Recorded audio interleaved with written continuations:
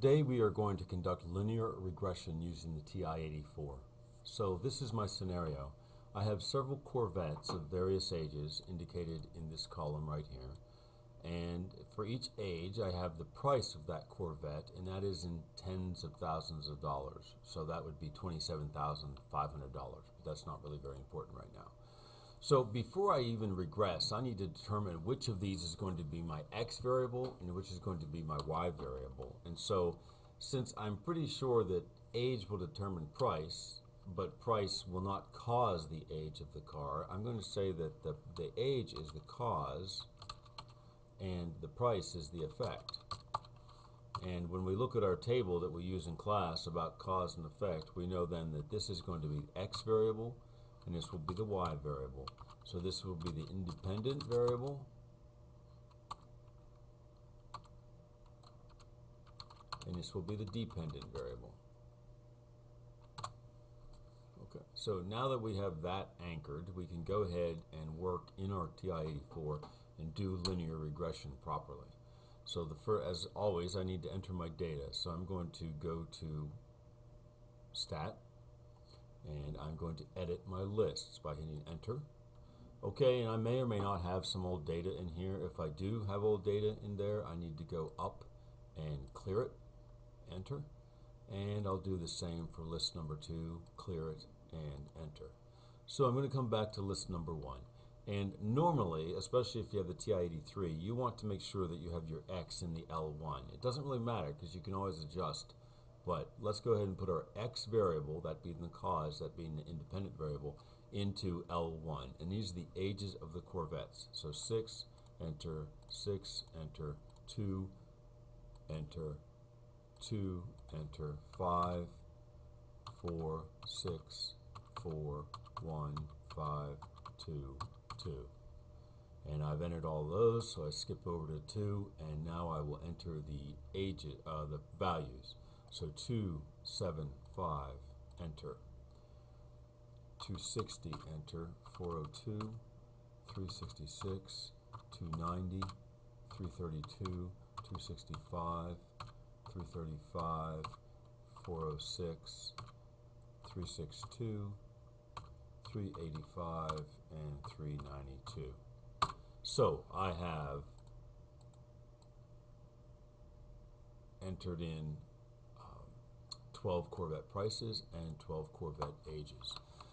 Now we don't do this in class because we don't have time, but what you should do at this point is go to stat plot by doing second and then Y equal, and we would enter into this stat plot right here by hitting enter, and we would turn it on by making sure the blinking cursor is on, and so we return that. And so as you can see here, we have declared that X is L1 and Y is L2. If we needed to change that, you would come down here and do second L1 and then second L2 if you needed to change that. Okay, now we want to go look at those dots and see what they look like. So we go to graph. And if your dots don't appear, what you need to do is go to zoom and then come down here to Z-stat. Number 9, enter. Okay.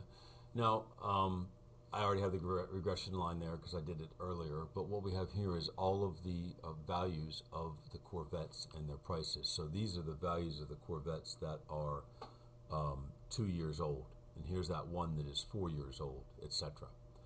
Okay, so now we're ready to regress, and we can see by looking at these dots that our slope is going to be negative, and we also know that linear regression would be appropriate because the dots kind of form a line.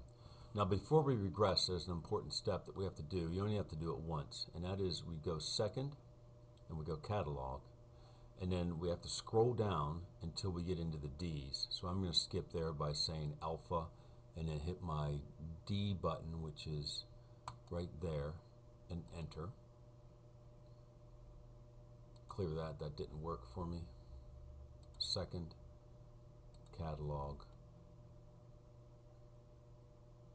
and I will scroll down here until I get to my D's. I'm looking for diagnostic.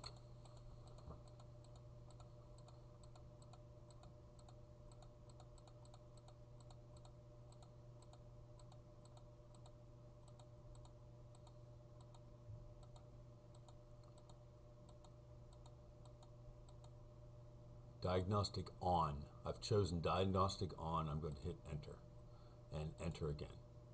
Okay, now I can regress finally. Stat, calc, come down here and choose linear regression, enter. My x variable is in my L1, my y variable is in my L2. If I needed to change that, I would do second L3 or whatever, but I need to keep it at L2. And then you skip over frequency list, and you want to store your regression equation. So let's choose a place to store it. We're going to store it, and you hit the alpha button and the F4 button, and store it in one of these, like Y1 or 2 or 3. It doesn't matter. We'll store it in 1 for me. And then enter to calculate, and enter again. And this is my linear equation. And so I have ax plus b. We know a to be m in our class. We use m for the slope. And so the slope is negative 27.196, and the y-intercept is 441.235, etc. And these are my r and my r squared, and I know that r always has the same sign as the slope, so not surprisingly I have a negative slope. And then r squared tells me how good that line describes the relationship between age and price. Okay, so let's go take a look at where we stored our regression equation. There it is. Okay, and then let's go take a look at it. Excellent. So there's the line that I expected to see that describes the relationship between these points. Now, if I want to calculate, or predict rather, the price of a 3-year-old Corvette, I do it like this. Second, calc, choose the value function, and I enter 3. Enter. And so a 3-year-old Corvette is going to be $35,965. Now, what if I didn't store it, and I need to know how to do that? Well, we go back to stat, calc, do the linear regression again.